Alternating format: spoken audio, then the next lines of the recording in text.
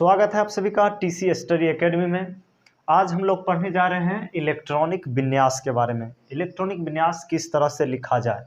जैसे कहीं लिखा होता है कि कोई तत्व है जिसका एटॉमिक नंबर 11 है, इसका कहा जाता है इलेक्ट्रॉनिक विन्यास लिखने के लिए तो 1s2 2s2 2p 6 3s1 इस तरह से हम लोग लिख देते हैं।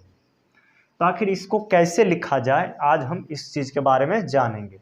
तो कोई भी तत्व होता है उसके एक नाभिक होते हैं और नाभिक के चारों तरफ इलेक्ट्रॉन अपने कक्षा अनुसार चक्कर लगाते हैं।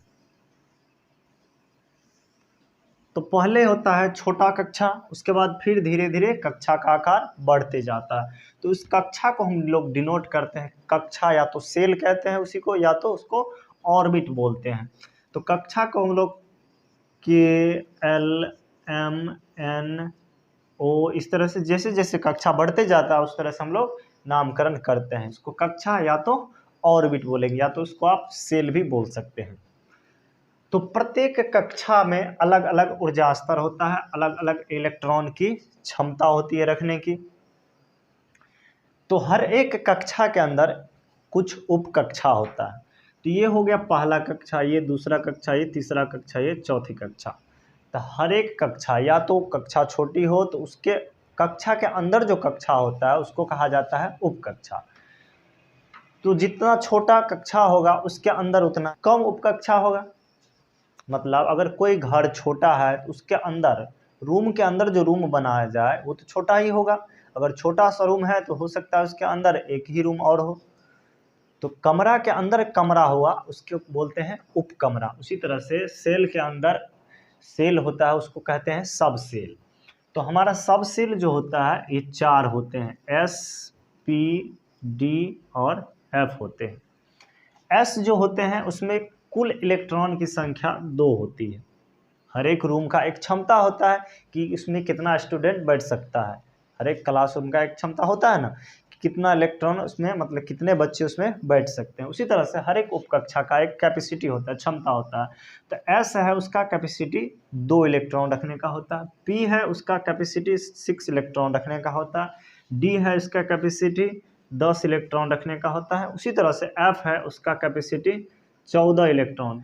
इस चीज़ को आपको नोट कर लेना है और बात पे ध्यान देना है। तो किस तरह से हम लोग लिखें। तो पहला कक्षा होता है उसके अंदर मात्र एक उपकक्षा होता है, जो पहला उपकक्षा हो गया S। दूसरा कक्षा होता है उसके अंदर 2 उपकक्षा होता है जिसका नाम होता है एक S एक P होता है। तीसरा कक्षा होता है उसके अंदर 3 हुआ, S P और D। उसी तरह से चौथा कक्षा होता है S P D F। फिर अगर पांचवा कक्षा है तो S P D F और आगे इस तरह से बढ़ाते जाएंगे। तो पहला कक्षा हुआ और ये दूसरा कक्षा, तीसरा कक्षा, चौथा कक्षा और ये पांचवा कक्षा। तो देखिए सबसे पहला इलेक्ट्रॉन जो आएगा भरा जाएगा, पहले कक्षा में भरा जाएगा, उसके बाद दूसरे कक्षा में, उसके बाद तीसरे कक्षा में, फिर चौथा, फिर अगला पांचवा कक्षा में। तो अगर इस तरह से अगर रखा जाए तो अगर हम इसको क्रमबद्ध तरीके से लिखें तो लिख सकते हैं कि 1S में भरा जाएगा, उसके बाद 2S में, उसके बाद 2P में, उसके बाद 3S, फिर 3P, उसके बाद फिर 3D, उसके बाद आ जाता है 4S। लेकिन ये हमारा जो हुआ ये सही नहीं है। तो सही क्या है। तो सही जानने के लिए एक प्रिंसिपल होता है, एक सिद्धांत को जानना बहुत जरूरी है, जिसको कहा जाता है अबब प्रिंसिपल।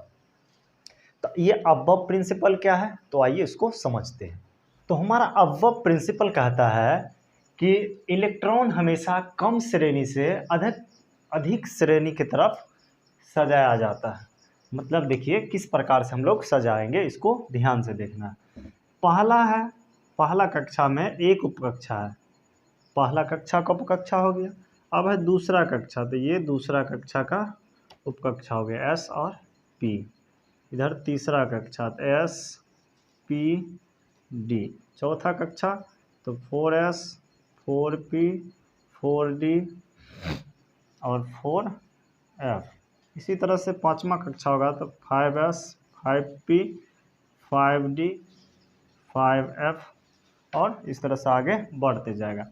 तो उसको कम श्रेणी से अधिक श्रेणी की तरफ कैसे होगा, तो देखिए इसको इस तरह से हम लोग काट देंगे।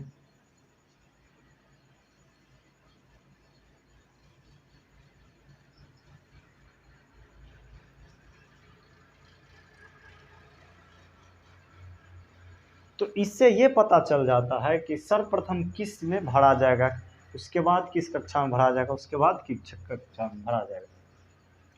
तो अब देखिए, अब इसको अगर हम क्रमबद्ध तरीके से लिखें तो पहला होगा 1s, उसके बाद होगा 2s, उसके बाद होगा 2p, उसके बाद होगा 3s, फिर होगा 3p, 3p के बाद आ जाता है 4s, 4s के बाद आपका हो जाएगा 3d, 3d के बाद हो जाएगा 3d के बाद 4p आ जाता है, 4p के बाद आपका 5s हो जाता है। इस तरह से हम लोग क्रमबद्ध तरीके से सजाएंगे। मान लीजिए किसी का परमाणु संख्या 25 है, अगर उसको सजाना है तो किस तरह से सजाएंगे, तो पहले 1s में लिखेंगे, 1s में 2, 2s में 2। देखिए इसको यहाँ पे स्क्वायर नहीं पढ़ेंगे, इसको पढ़ना है 2।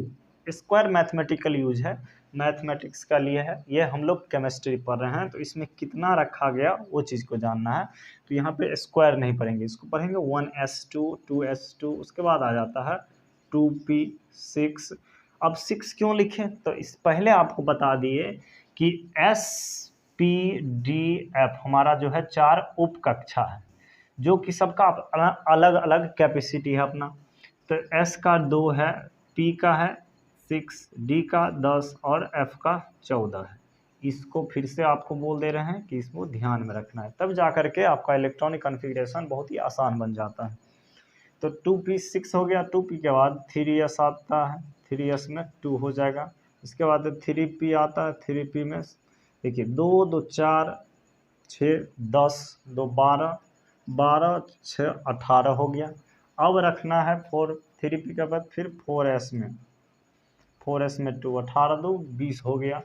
20 के बाद आ जाता है मेरा 3d का अधिकतम कैपेसिटी जो है आपका 10 है, तो इसमें हम 10 रख सकते हैं, लेकिन मेरे पास बचा कितना है, तो 4 6 10 2 12 6 18 2 20 बच गया 5, तो ये हमारा 5 हो जाएगा। तो इसमें सबसे बाहरी कक्षा का पूछ दे कि वैलेंस इलेक्ट्रॉन कितना होगा, बाहरी कक्षा का इलेक्ट्रॉन कितना होगा, या तो संयोजी इलेक्ट्रॉन कितना होगा। तो सबसे बाहरी कक्षा का जो इलेक्ट्रॉन होता है उसे हम संयोजी इलेक्ट्रॉन कहते हैं। सबसे बाहरी कक्षा हमारा 3 हो गया, तीसरा कक्षा हो गया।